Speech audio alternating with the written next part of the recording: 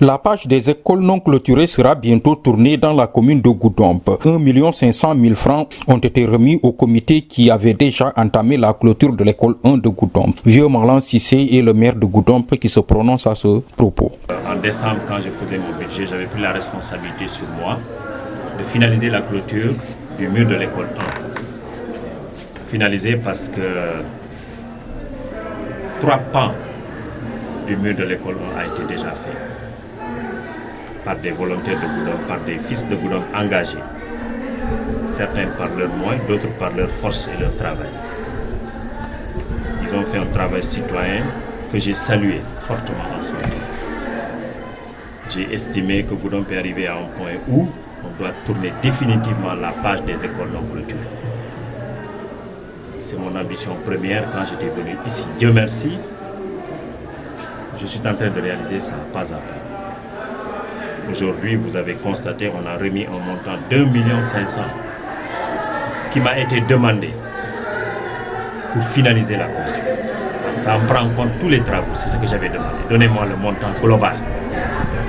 Après réflexion et calcul, ils m'ont dit il nous faut 1 500 000. En votre présence, la commune de Goudomp vient de remettre donc 1 500 000 à ceux-là qui sont chargés de cette construction-là. Environ 8 millions ont été déjà versés à l'entrepreneur qui se chargera de la construction du mur de clôture de l'école 3. Pour la clôture de l'école maintenant, il va rester l'école 3 de Djolakunda.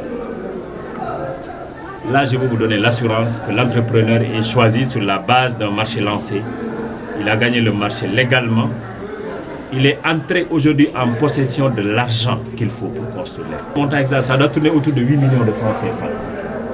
8 millions, ça doit tourner autour de 8 millions de francs CFA.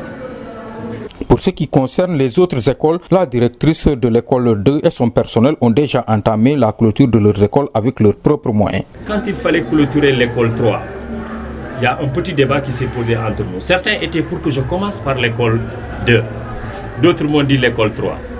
Quand j'ai écouté les argumentaires des uns et des autres, j'ai dit on commence par l'école 3. Pourquoi? Parce qu'ils sont plus exposés, avec surtout le phénomène du Luma. J'ai dit il faut sécuriser ces gosses-là très rapidement. Pourquoi Dieu fait bien les choses? J'ai dit ça, on l'a introduit dans le budget.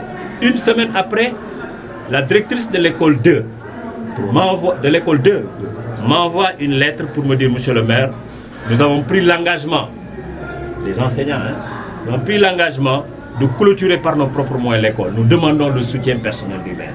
Pour ce qui concerne l'école 4, les dispositions seront prises, nous assure le maire. Il y a l'école 4 qui reste. Je n'ai pas encore vu l'école 4, franchement. Je vais y aller. Mais je pense qu'on n'aura pas de problème pour ça. Ça va être difficile pour ce budget-là. Si Dieu me laisse ici, ça sera ma priorité pour le prochain budget. Si j'ai les possibilités avec un partenaire quelconque, je le ferai avant ce budget. Le maire de la commune a saisi l'opportunité pour remercier l'association Goudomp Kibaro, une association regroupant des Goudompois pour le développement qui a déjà mobilisé assez de moyens pour doter la commune d'un corbillard.